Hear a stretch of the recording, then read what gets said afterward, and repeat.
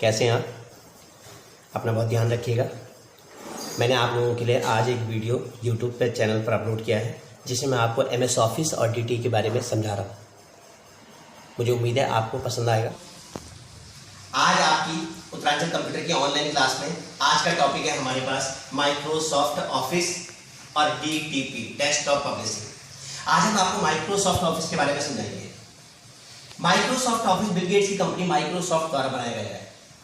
1974 में जब Bill Gates आया तो उस समय कंप्यूटर पर काम करना बड़ा मुश्किल सा होता था। सिर्फ वे लोग ही कंप्यूटर पर काम कर पाते थे जो हाईली क्वालिफाइड होते थे या जो उसके एक्सपर्ट होते थे। आम आदमी के लिए कंप्यूटर पर काम करना बड़ा मुश्किल होता था। तो बिल गेट्स और उनकी कंपनी ने सोचा क्यों ना कुछ ऐसे प्रोग्राम बनाए जाएं जिन पे कम पढ़े लिखे लोग भी, जो अनडेवलपिंग कंट्री वाले देश हैं जैसे भारत वगैरह, वो लोग भी इस पे इजीली काम कर सके और जिसके लिए हाईली क्वालिफिकेशन की जरूरत ना पड़े। तो उन्होंने माइक्रोसॉफ्ट ऑफिस बनाया। आज इस माइक्रोसॉफ्ट ऑफिस में लगभग 70 से 80% का काम हम इसी के अंदर कर देते हैं। आज मैं आपको उसको समझाने की कोशिश करूंगा, आप लोग जरा ध्यान से देखिएगा। तो माइक्रोसॉफ्ट ऑफिस के ये पार्ट्स हैं। सबसे पहले हमारे पास MS paint, word, excel, power point, access, ये MS ऑफिस का एक पार्ट है। शुरुआत करते हैं हम पेंट से। बिल गेट्स ने जब इनको बनाने की सोची तो उन्होंने सोचा क्यों ना प्रोग्राम को ऐसा रखा जाए जैसे हम उसे एक्चुअली करते थे। आपको याद होगा जब हम पेंट बनाते हैं, कॉपी में ड्राइंग वगैरह करते हैं तो हमारे पास एक पेंसिल होती है, एक इरेजर होता है। पेंसिल से हम कुछ बनाते हैं, इरेजर से हम उसे डिलीट करते हैं। तो बिल गेट्स ने वही सब चीजें कंप्यूटर में डाल दी। फर्क है कि आपके हाथ में पेंसिल के बजाय माउस आ गया और आपकी पेंसिल सिर्फ एक कलर में चलती थी, यहाँ MS पेंट में वो अलग अलग कलर में चल सकती है। इरेजर हमारे पास एक सिंपल टाइप का होता था, यहाँ का इरेजर को आप इंक्रीज और डिक्रीज कर सकते हैं। ये हो गया MS पेंट। अब बारी आई MS वर्ड की। शुरुआत में जब हम काम करते थे तो अगर आपको कई पेपर लिखने हैं तो आप एक के नीचे एक कार्बन कॉपी रखते थे और फिर हम उससे लिखते थे, तब जाके 4-5 चीजें आ जाती थी। तो बिल गेट्स ने कहा कि वही सब चीजें जो आप नॉर्मली लिख रहे हैं वही आप माइक्रोसॉफ्ट वर्ड में लिख सकते हैं। यहाँ आप फॉन्ट बदल सकते हैं, साइज को बड़ा छोटा कर सकते हैं, पिक्चरें ऐड कर सकते हैं। सेम चीज जो हम कॉपी में लिखते थे वो हम MS वर्ड में लिखने से रिलेटेड जो काम होता है वो हम MS वर्ड में करते हैं। अब बारी आती है MS एक्सेल की। आपको पता होगा कि हमारे पास मैथमेटिक्स की एक ऐसी कॉपी हुआ करती थी जिसमें इस तरह से छोटे खाने बने होते थे। आपने देखा है मैथ्स में जब हमारी टीचर होती तो हमें बताती थी कि ऐसे लिखना है आपने। तो बिल गेट्स ने वही सारा का सारा पैटर्न हमारे पास माइक्रोसॉफ्ट एक्सेल में डाला।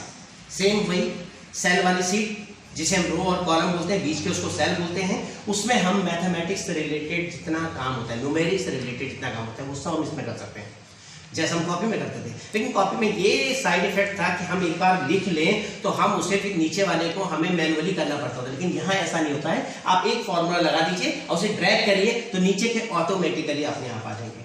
आप किसी चीज में चेंजेस करेंगे तो टारगेट या हमारा जो रिजल्ट है वो ऑटोमेटिकली चेंज हो जाएगा। आप करते हैं MS पावर पॉइंट की बात। MS पावर पॉइंट में क्या होता था, आपको याद होगा जब हम स्कूल में पढ़ते थे हमें 2x2 का एक चार्ट दिया जाता था और बताया जाता था, टीचर घर में बताते थे कि प्रत्येक बच्चे ने अलग अलग टॉपिक पे चार्ट बनाना है 2x2 का। और वो चार्ट जब हम बना के लाते थे स्कूल की क्लासेस में हम उसे लगाते थे तो उसे हम प्रेजेंटेशन बोलते थे। वही चीज बिल गेट्स ने कहा वही चीज आप पावर पॉइंट में बना सकते हैं विद एनिमेशन। आप एनिमेशन डाल सकते हैं उसमें कौन सी चीज कैसे आएगी। तो ये था हमारे पास पावर पॉइंट।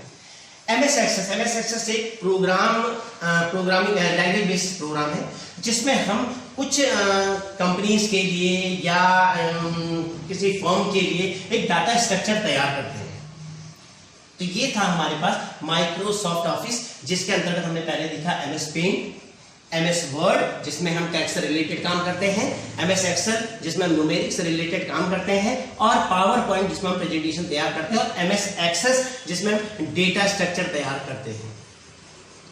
और इसे करने के बाद MS ऑफिस आने के बाद हम कंप्यूटर पर काम करना बहुत ही ज्यादा इजीली हो गया है। जैसा कि आप जानते हो कितने इजी तरीके से हम एक 5th, 6th, 7th, 8th class का बच्चा भी और एक PG पोस्ट ग्रेजुएशन वाला बच्चा भी इसमें इजीली काम कर सकता है। ये है हमारे पास माइक्रोसॉफ्ट ऑफिस। दूसरा चैप्टर है हमारे पास DTP डेस्कटॉप पब्लिशिंग। इसका इस्तेमाल नॉर्मली हम प्रिंटिंग से रिलेटेड कामों के लिए करते हैं। मैं आपको एग्जांपल देना चाहता हूं, जैसे ये है हमारे पास Adobe page maker, coral Adobe, Photoshop फोटोशॉप और इंटरनेट। पेज मेकर के हम आप न्यूज़पेपर वगैरह पढ़ा हुआ, जब हम न्यूज़पेपर बुक्स वगैरह कोई चीज़ बनाते हैं तो उसे हम पेज मेकर में क्रिएट करते हैं। पेज मेकर में क्रिएट इसलिए आसानी से हो जाता है क्योंकि यहाँ से हम मैटर को एक से दूसरी जगह इजीली मूव कर सकते हैं। Adobe page maker.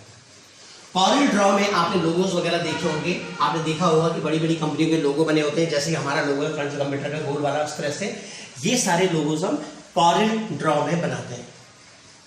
उसके बाद हमारे पास होता है फोटोशॉप। फोटोशॉप एक एडिटिंग सॉफ्टवेयर है जिसमें आप क्या कर सकते हैं कि किसी पिक्चर्स में अगर बैकग्राउंड में बहुत सारी चीजें हैं और आप उन्हें अलग रिमूव करना चाहते हैं, किसी फिक्स चीज को रखना चाहते हैं, तो आप उसे फोटोशॉप से करते हैं।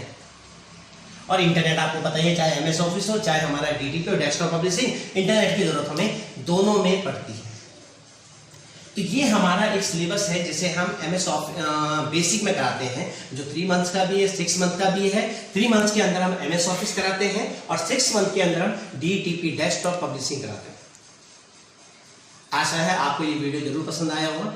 अगर आपको कोई इंक्वायरी चाहिए होगी तो हमें आप YouTube चैनल पर सब्सक्राइब कर सकते हैं उत्तरांचल कंप्यूटर, या फेसबुक पे हमसे मिल सकते हैं गिरीश प्रसाद सगलानी, या हमारे पेज उत्तरांचल कंप्यूटर पे आप मिल सकते हैं। इंस्टाग्राम पे आप गिरीश सगलानी के नाम से मिल सकते हैं। आपका बहुत बहुत धन्यवाद। Thank you.